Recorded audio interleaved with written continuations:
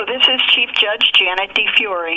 Over the past few months, the Gender Fairness Committee of the 3rd Judicial District, chaired by former Albany City Court Judge Rachel Kretzer, has produced a documentary about the pioneering women judges of the 7-county 3rd Judicial District. 9 groundbreaking judges were interviewed.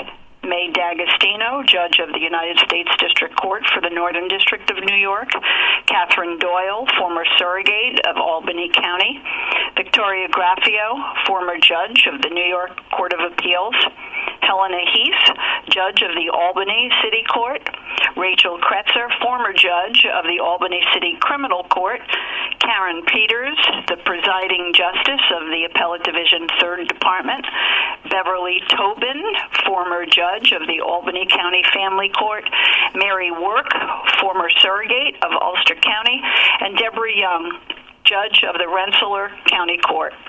Throughout the month of March, Women's History Month, we will share these interviews through our Amici podcasts. I think you will find the interviews of these trailblazing women to be both enlightening and inspiring. There was deep resentment of females in the building. Some of the judges would walk around and say things to your face that, why don't you go home and make some babies and stay where you belong. I had a sitting judge say that to me once, and it was quite disturbing. Welcome to Amici, news and insight from the New York Judiciary and the New York State Unified Court System. I'm John Carr. Today's program is the 6th in the series on pioneering women judges from the 3rd Judicial District, a project that was spearheaded by recently retired Albany City Judge Rachel Kretzer, chair of the 3rd Judicial District Gender Fairness Committee. Over the span of a few months, the committee interviewed 9 of the pioneering judges in the region for a documentary. We are featuring the audio portion of those interviews for this podcast series, which runs throughout Women's History Month 2017. You just heard from former Albany County surrogate Cathryn Doyle, the first woman surrogate in the district, and you're about to hear a lot more. Thanks for doing this with us, Judge. What made you decide to pursue a legal career in the first place? Well, back in the early 70s, the big movie was The Paper Chase, and I, like most of my friends, went out to see The Paper Chase one day, shortly before graduation, and I said to myself, major in English with minors in music and philosophy. I wonder what I'm going to do for a job. And then I thought, lawyers need to write. I can try law school, so I went to law school. Who were your role models? Who were my role models? Back then, hard to say. Now I can tell you, in terms of women in the courts, there weren't any, so it was hard to find a role model. I did, however, get to meet Ruth Miner before she passed away, and Ruth Miner was the first woman, I believe, admitted definitely in the 3rd Department. She lived in a big old mansion out in Slingerlands, and she was, I think, one of the first female graduates of Albany Law School. And I had the privilege of meeting her before she passed away. So she was a good inspiration for me. And I also got to meet Penny Noonan, better known as Polly Rutnick, and she was an attorney at the time, and she just was outgoing and friendly and interested in helping people, and she was a big inspiration also. Did they give you any warning about pursuing what at still at that time was a primarily male profession?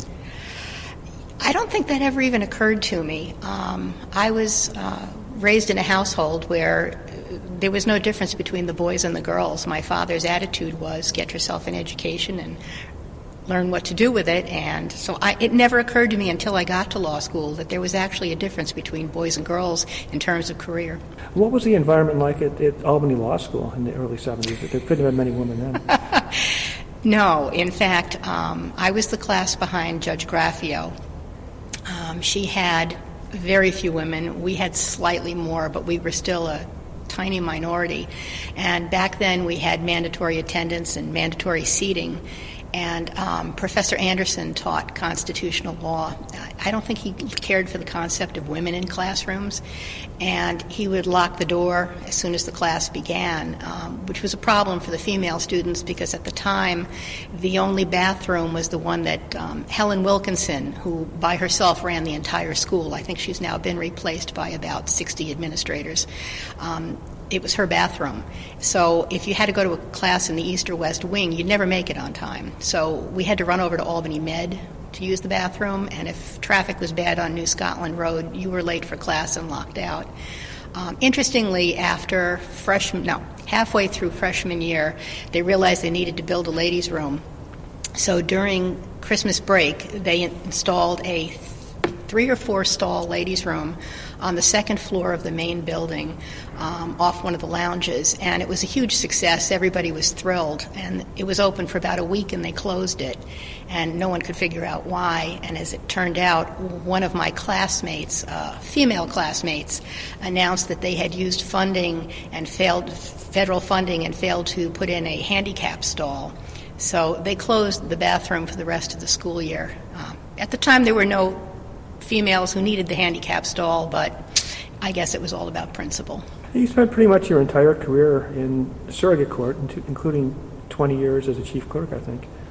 And, I was looking at some statistics about women on the bench in the area, and it seems the surrogate court, at least in this region, is where the women have made the most gains. At the moment, we've got about 67% of the surrogates are women, 60% family court, a whole lot less than the other courts. Why is that? Why do you think women gravitated to those areas, or did they, and why is it still that way? I think, not unlike the same reason I went to law school, I think women tend to find more satisfaction in writing, in research, more complicated matters. I may sound prejudiced, but I think women like to take on the longer projects, whereas a lot of the men like to go in for the quick, flashy stuff, the criminal courts and all that. And I think that it has to do with personality. I think women are more suited towards the long, more complicated things, and that's what you have in surrogate court. Do you encounter any gender bias in your early career in the courts? Yes, and in weird places.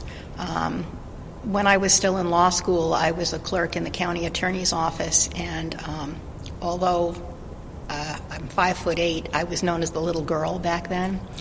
And one of the Supreme Court judges, continually referred to me as little girl, including when I was in the courtroom.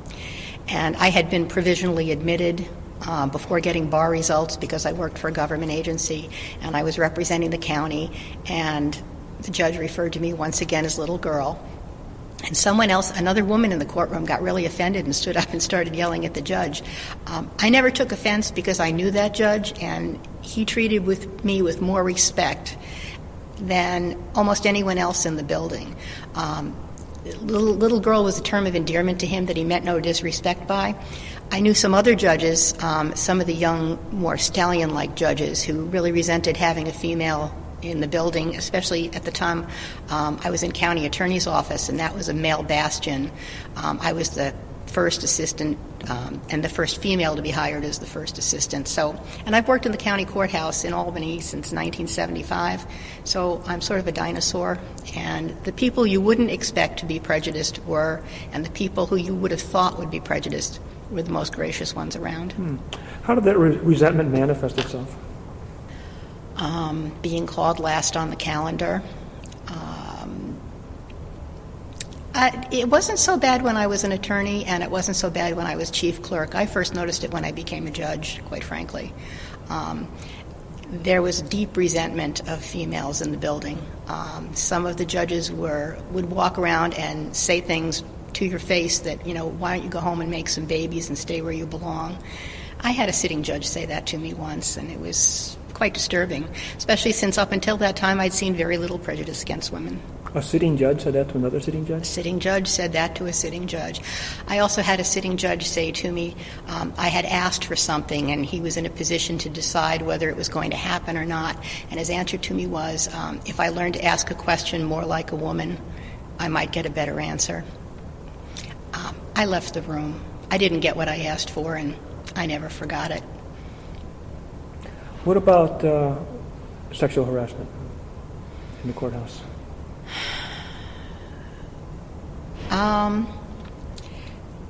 Not prevalent, isolated. But as my career, as I said, started in the courthouse in '75, very few women. By the time I left the courthouse, I think there were more female attorneys than there were male attorneys. And sexual harassment, I did see. especially with the younger younger women who came in, not expecting it.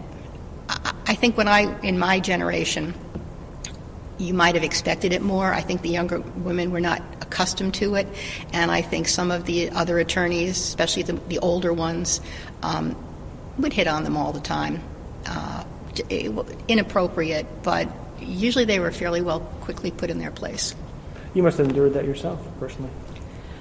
I think I was always one of the guys. Although when we had the softball teams in the courthouse back in the 70s, they definitely knew I was a girl because we wore shorts for the softball team. But no one ever actually acted inappropriately. I think I saw more of it as more women came into the field than when there were just a few of us. I think when there were just a few of us, the men were more circumspect about how they behaved. I think I've had this theory that as women became more popular in the field, men resented them more. I think when we were a novelty, we weren't seen as a threat. When there became more of us, we suddenly became threatening. Do I recall an incident that you may have told me about, and we don't need to mention the name of the judge, which I would put in the category of physical harassment? Yes. There was a judge in the area who very much was into physical harassment. Not just with me, but I saw him doing it with some female defendants. Definitely was hitting on the attorneys all the time. A lot of them felt pressured to go out with him, which was kind of interesting because I think he was pretty sure he was married at the time. And you'd see him out in bars with some female attorneys, but you talk to them afterwards and they're like, I didn't know what to do, I felt I had to go out, I felt intimidated, and they'd go out and have a drink and then desperately try and get someone else from the firm to cover the case the next time that was before him. And I imagine at the time there wasn't much you could do about it. I mean, now you can complain to the 3rd Judicial District Gender Fairness Committee or whoever, you can do something about it. But what were your remedies? What could you possibly do in that time to combat that? There were no remedies if you were being harassed, and frequently the person who was doing the harassing was probably the only person you could be complaining to, so it would have been cutting your nose off. It would have gotten you nowhere, except maybe more harassment. Now, how did you position yourself to become the first woman surrogate in this 7-county region? I had the fortune of working for almost 21 years for Judge Marinelli, who was old school. I thought he was a dear man. Some people thought he was a curmudgeon. That was a minority of people. But he had 3 daughters that he put through school and wanted them to be professionals. So he was very sensitive towards women in any profession. He had one daughter who'd gone into labor management. Another daughter went to law school. Another daughter actually wound up working for Steven Spielberg in Hollywood doing pretty high-end production work. So he was conscious of females, and his wife was a professional. She had graduated Cornell back when few women graduated from there. So he was very sensitive towards women professionals, and he pretty much mentored me.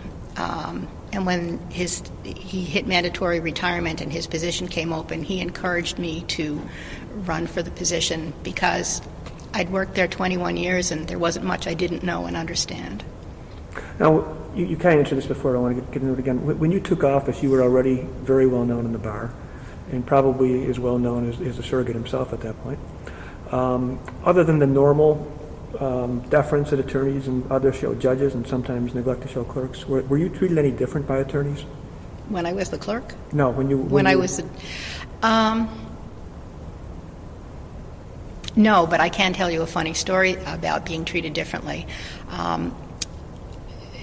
I had been elected, and it was December, so I hadn't taken on the role of judge yet, and it was my last month as chief clerk, and we had a huge case that had been going on for many months, involved a very wealthy woman in Albany who was lonely and wrote a new will every 6 months, naming a different attorney as executor and dividing her pretty sizable estate among different charities, and a different percentage in each will. So the charities got into a big fight, and most of the attorneys for the charities were out of New York City. And some big shot attorney from one of the big firms in New York walked into a conference. There's probably 30 people sitting in the room, and he came in and he says, "Where's the judge?" And I said, "Well, he's not here today," and he asked me to, it was a scheduling conference, and I said, he asked me to sit in for him and work out a schedule. And he says, "Listen, hon," he goes, "you let me know when the judge is here, because I don't have time for clerks." And he left. And of course, 2 weeks later, I got sworn in, and the next appointment he was at, he came in and he saw me sitting on the bench, and he goes, "Well, when's the judge showing up?" I said, "She's here already." I thought the guy was going to have a heart attack. He did okay in the case, but he didn't take it well. That's a great story. Did you run the contested election? I don't remember. In 2001? It contested behind the scenes. There were two very prominent attorneys, one of whom is now a well-placed judge, who were told that they were both told by different factions of the Democratic Party they were the candidate. One of them came in and told me he couldn't wait to get elected because the first thing he was going to do was get rid of me because he couldn't have a woman around who knew more than he did. So that upset me, because my career plan at that point had been, I was going to be the 50-year clerk of the surrogate court, and having a judge come in telling me I wasn't going to be there anymore was not sitting well with me. And that's when I got the idea to run. Judge Marinelli encouraged me, and there was a major behind-the-scenes war for the Democratic nomination. There never was a primary, because prior to the primary, the Republican Party and the Conservative parties announced that they were going to back me. And we never even had a primary. I wound up getting endorsed by all the parties. Oh. Now, you left the bench in, 2013, 14, somewhere around there? Somewhere around there. How were things different in 13, 14, or whenever it was, than when you came on for women in 2001 or 2002? Things had improved for women on the bench. I think there was less of a sense of having to battle everything to get fair treatment. I think there was much more acceptance of women on the bench. The one thing I have noticed from 2001 through 2014, actually from 1975 to 2014, is that judges seem to have less autonomy, less power in their own courts, and I think it's the same thing that's happened to the medical field. As I like to call them, the bean counters have sort of taken over the running of the courts and the medical practices, and I think I'd like to see judges have more autonomy and more power to run their own courtrooms. Gender-wise, is it different?